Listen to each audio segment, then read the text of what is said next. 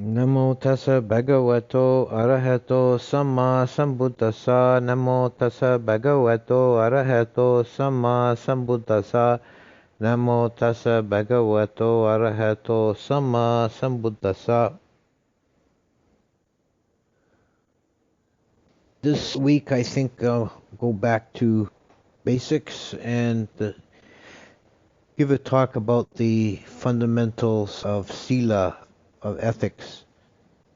The Buddhist path is composed of Sila, Bhavana, and Panya.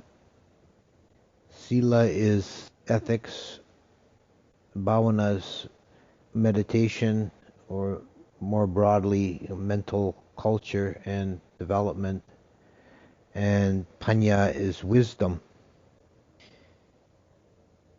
And these build on each other. Without a firm foundation in Sila, then your meditation is not going to go well and wisdom is not going to arise. One time I was told by one of our senior monks, he told me an anecdote that there was an older gentleman who came often to the monastery and for the pujas and the sittings, and he spoke to this Ajahn once and said, I'm really frustrated. I've been practicing for years and years and years, and I don't seem to get anywhere. And he said, he had a talk with the guy and trying to figure out what his problem was, and couldn't really put his finger on it. And then he kept his eye on him after that and watched him during the meditation sit later, and he saw there was a big spider crawling towards the guy, and he lifted up the corner of his mat, let the spider get underneath it, then he stumped it with his fist. So, by being careless or sloppy in your sila, then you undermine wholesome qualities that can lead to samadhi and panya. One reason for this is that if you, and this is explicitly given in the texts as a benefit of keeping sila, is that then regret and remorse don't have occasion to arise. People, trying to meditate, if they've got a lot on their conscience of misdeeds that they've done, often, that can plague the mind and come up and, agitate them, prevent them from having a peace because they're full of regret and remorse.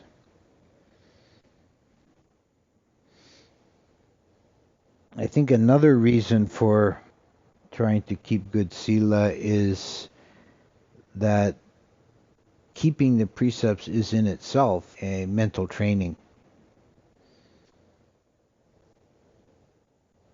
The phrasing of the precepts, when you take them formally in Pali, each one, it ends with the phrase Sikapadani Samadhiyami, which means I will endeavor to train in this way.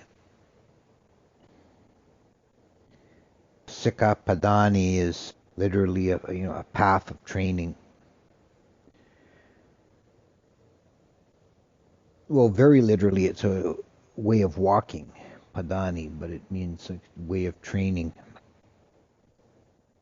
So the first thing about this phraseology to notice is very different from commandment. It's not thou shalt not. It's not a commandment from on high. It's a training precept. And it's a pretty simple code, the 5 precepts for lay Buddhists. It's not an elaborate, complex thing to understand. This is 5 simple guidelines for harmonious living and behavior. There are more than one reason for keeping the precepts. One is the external reason that you are then living in a way that is not harming anyone. Actually, the basis of all the precepts is to not cause suffering, not to cause suffering for oneself or others. The one underlying rule underneath, all the precepts, one underlying principle.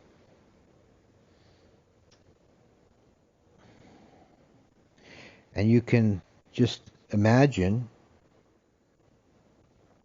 if everyone in society kept the five precepts, what a harmonious, peaceful world it would be. It wouldn't be any trouble anywhere. And you make life easier for yourself if you keep the precepts. You avoid conflict and complications. People break the precepts out of either ill will or greed. And you might think you're getting some satisfaction in the short term, but then you inevitably make trouble for yourself. And you complicate your life by having to protect yourself from the results of your misdeeds.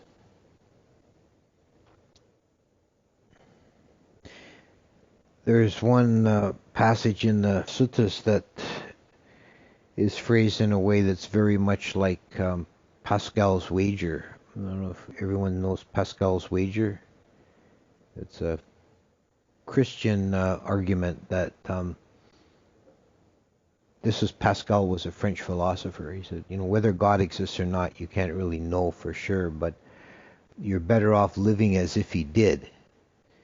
Because if he does exist, and you just ignore the commandments and rules of the Christian faith, then when you die, you're in big trouble.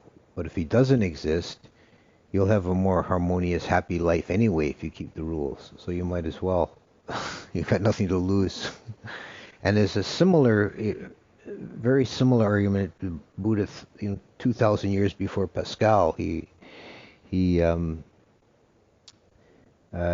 a similar argument about karma and rebirth, that even if you don't believe in results in life to come, then you can make that calculation that if it's true, then yeah, obviously you should make good karma now. But even if it turns out not to be true, then you've not lost anything, and you've had an easier life without conflict. So what's the reason not to do it?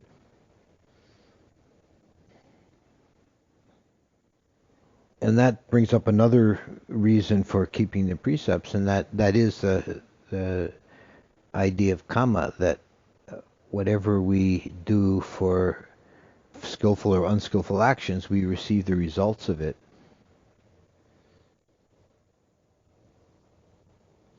And I think the best way to understand karma is like a operation of a natural law. It's not a judgment or it's not really a punishment or a reward. It's just a natural unfolding.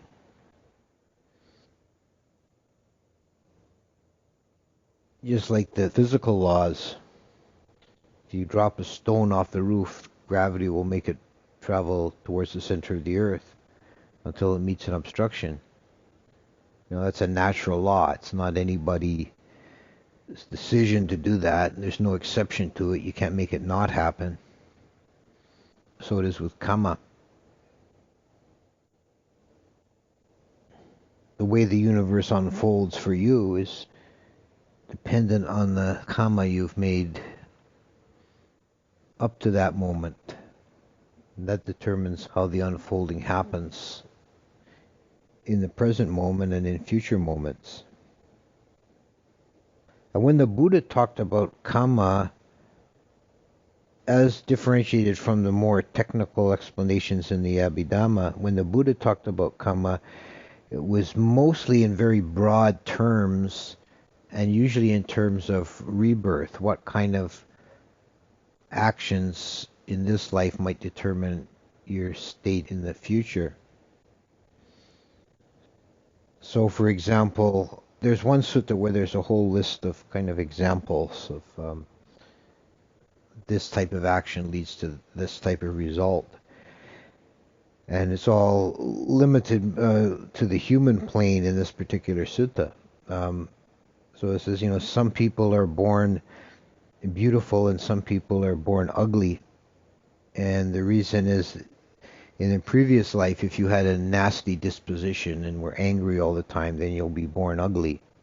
But if you're kind-hearted and well-disposed, you'll be born beautiful. And if you're generous and open-handed, then you'll be born into wealth. But if you're mean and stingy, then you'll be born into poverty.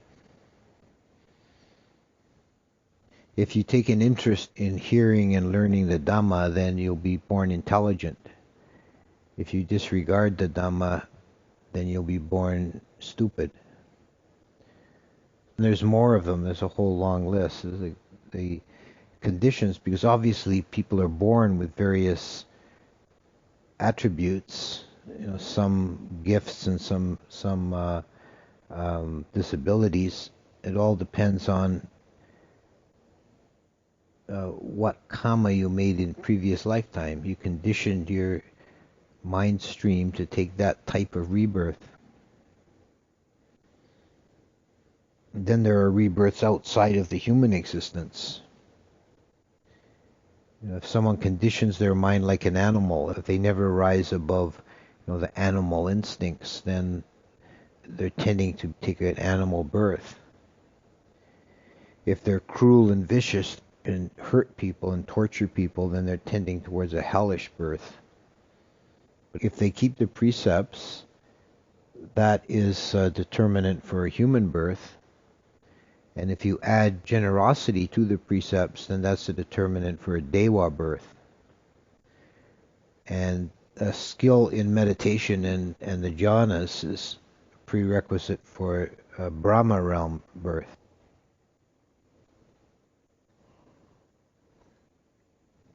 So this a consideration of karma and setting up good conditions for the future, that actually leads into what's the truest, most important reason for sila, is as a mind training, as a method of developing the mind. And sometimes people think about this threefold division, sila, bhavana, panya, and they think sila is like kindergarten, and it's not that. It's too basic to really be concerned about, but it's actually really fundamental, not just as a prerequisite, but as a part of training the mind. Really, the deepest, most essential reason for keeping sila is to cultivate wholesome mind states and purify oneself of defilement. Because breaking the precepts always involves some unwholesome, negative mind state, either desire, which might cause you to break the second or third precept, or greed, second or third precept, or ill will, which might cause you to break the first precept, say.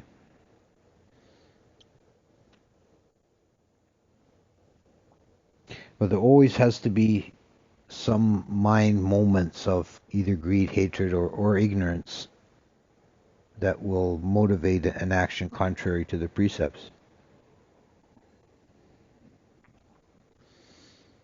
And if you make it a practice to try and scrupulously keep the 5 precepts, then you'll notice the arising of a unskillful impulse, an akusala motivation, before it manifests in action. So you begin training the mind.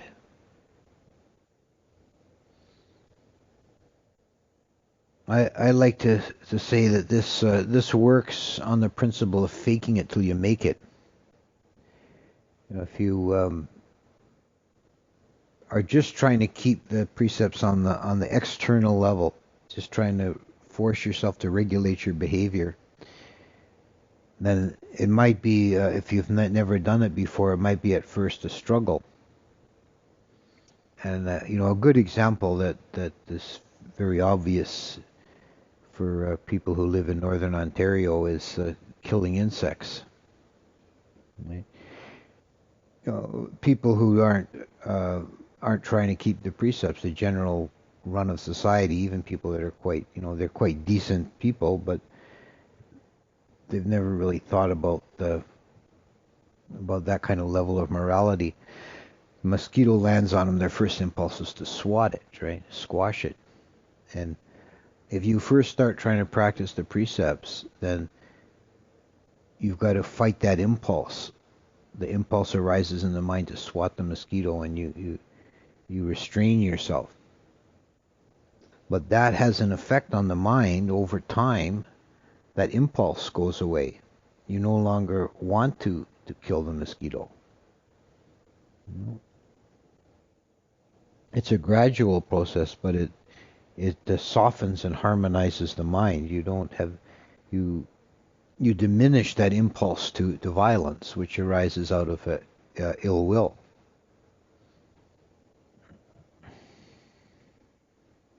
The same with any of the other precepts. The urge to be a little light fingered and just take something that doesn't belong to you, which arises out of greed. Uh, and that people are a little loose in that regard, then if they start trying not to do it, they'll keep being tempted, but then gradually that fades away.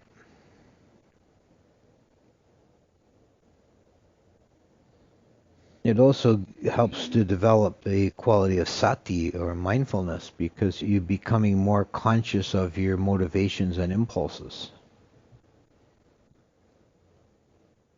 and beginning to understand the workings of the mind more and more.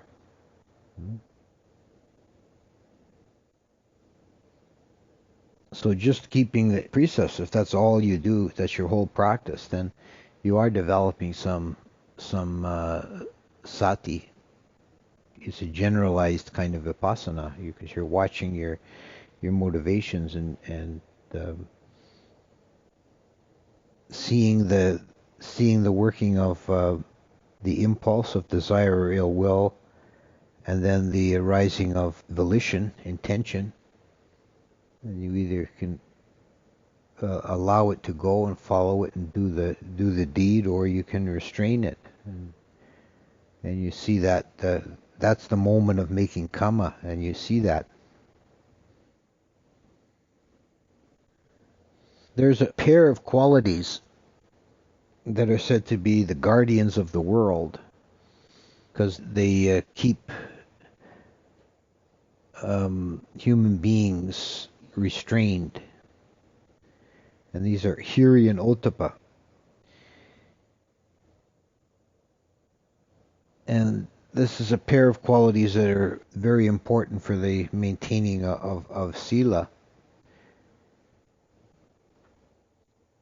They've been unfortunately translated for a long time as shame and moral dread. I know it sounds very off-putting, like you should have more shame and moral dread. But no, this is a English translation that goes back, I think, to the 19th century, to the early PTS translations, and there hasn't been very much attempt to change that. It's kind of frustrating as I'm often seeing this kind of thing that some term gets translated in a certain way and then gets kind of stuck in that for decades because everybody else just keeps using it. But hiri is internal and ottappa's external.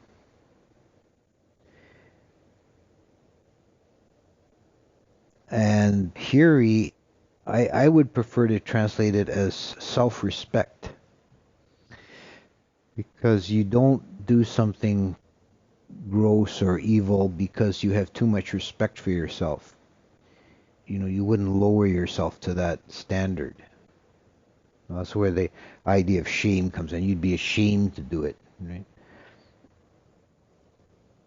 And the otapa is external in that it's fear or respect for consequences. So you have a sense, if I did this thing, it would be bad karma and it would cause me trouble with my friends, and I just, it'll make more trouble than it's worth. It's going to lead to suffering. So here he is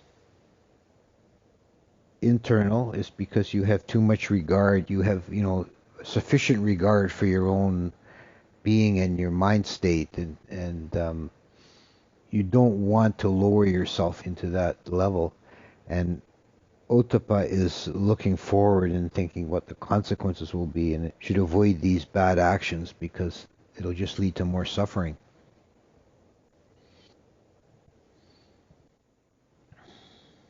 Um, maybe it's worth a bit of a discussion. I spoke about the basis of ethics in Theravada, and seeing that the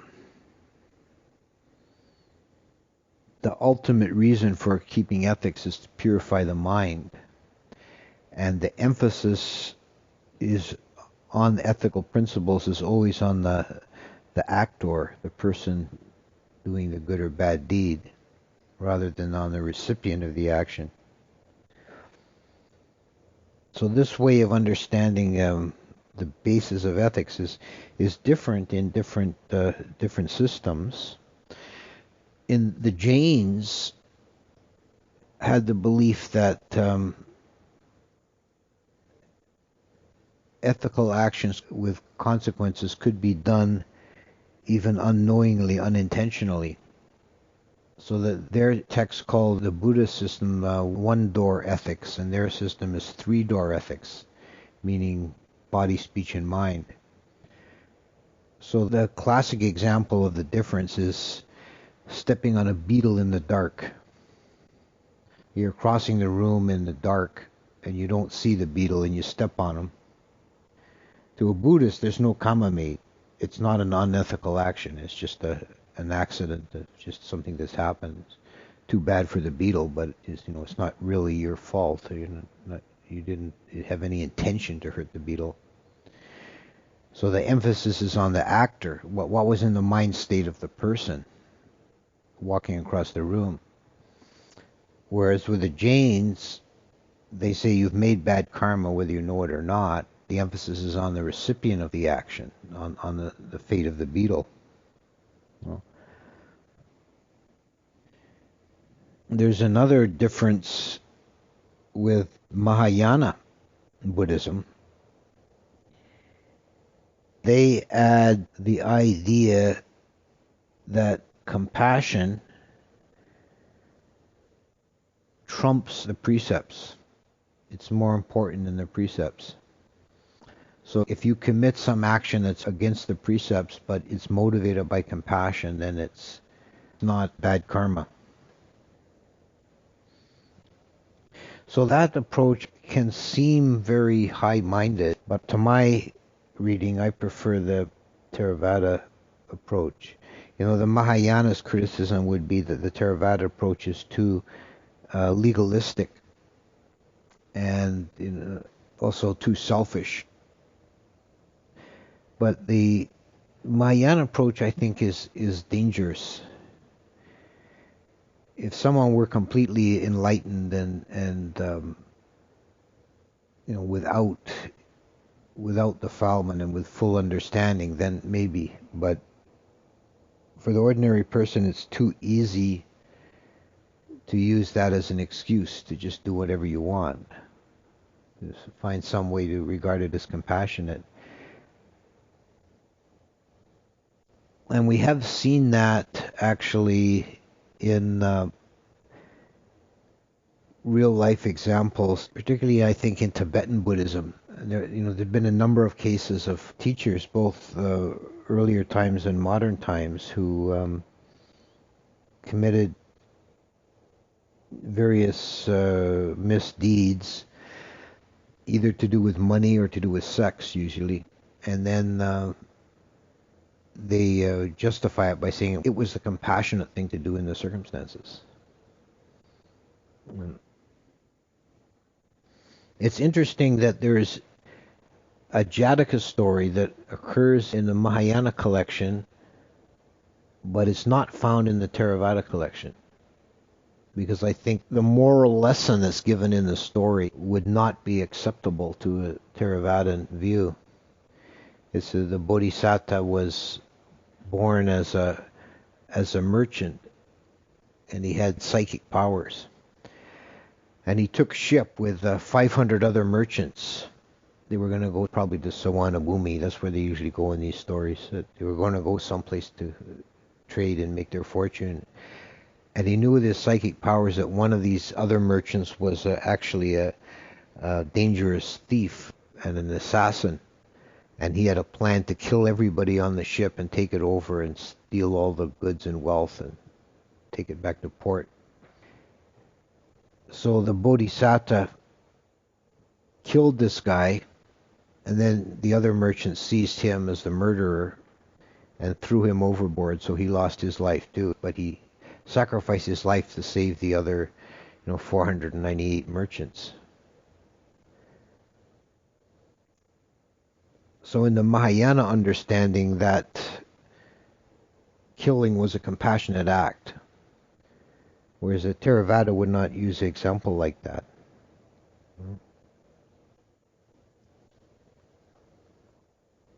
I think this idea of compassion overruling the precepts is a special case of a general idea that's prevalent in the world, that the ends justify the means,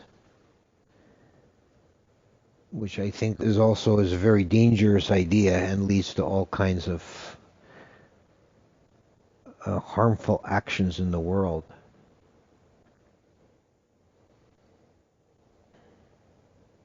That any kind of killing or stealing or lying is acceptable if it's done for a good cause or a higher reason.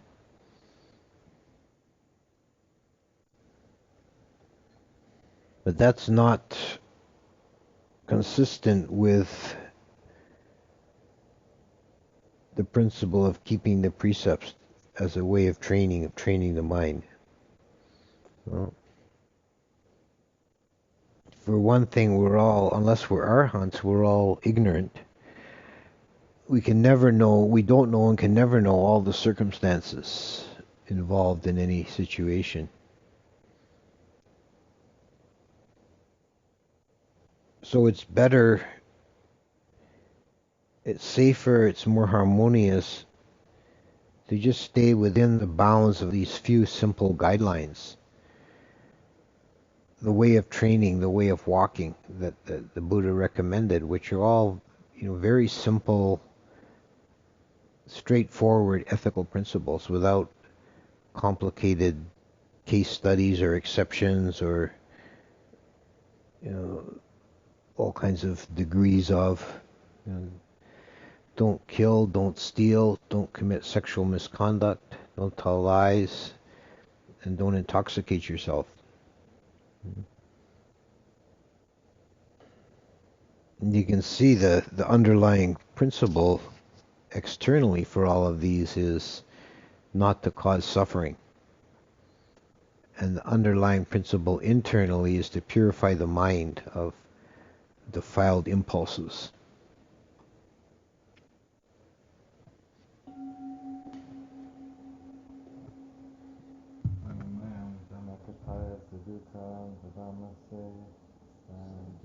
Sadhu